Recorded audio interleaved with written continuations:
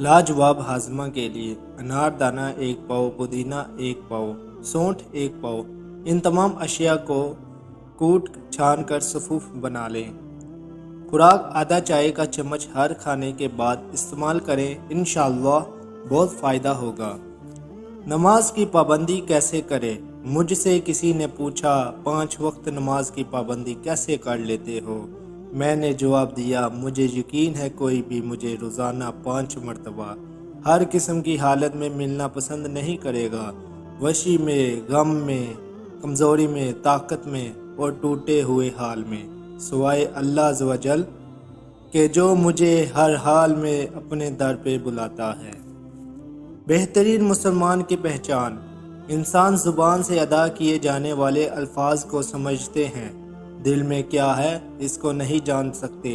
इसलिए ज़ुबान से करवाहट बड़े जुमले अदा करके दूसरों का दिल दुखाकर ये मत कहें कि हम दिल के तो बहुत अच्छे हैं। मुसलमान वो है जिसकी ज़ुबान से दूसरा मुसलमान महफूज रहे। लिहाजा बेहतरीन मुसलमान बनने के लिए अपनी ज़ुबान पर कंट्रोल और दूसरों की इज़्ज़त नफ्स का ख्याल रखें।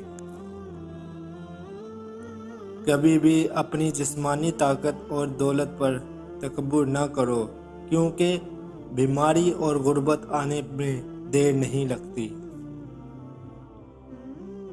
रिज़्क़ के पीछे अपनी इज़्ज़त का सौदा मत करो, क्योंकि नसीब का रिज़्क़ इंसान को ऐसे तलाश करता है जैसे मरने वाले को मौत। अल्लाह को राज़ी करने की तरफ पैदा हो गई तो जिस्म से रूह निकलते वक्त दर्द की शिद्दत से तड़पना नहीं पड़ेगा। सोते सोते अल्लाह का जिक्र करने की आदत डाल लें, क्या पता ये आदत अबदी नींद सोते सोते भी काम आ जाए। सजदे की तौफीक मिलना भी रब की नेमतों में से एक नेमत है, जिनसे ये तौफीक छीन जाती है फिर वो दुनिया के रहते हैं ना ही दीन के।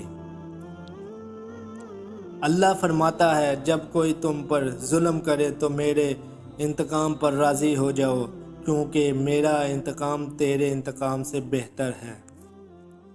अल्लाह का जिक्र करते रहा करो, चाहे घर में हो या रास्ते में, क्योंकि जिस चीज़ के सामने अल्लाह का जिक्र करोगे, चाहे वो पत्थर, फूल, दरख्त या कुछ भी हो, क़यामत के दिन गवाही दे गए, या अल्लाह तेरा ये बंदा तेरे जिक्र में मशगूल रहता था।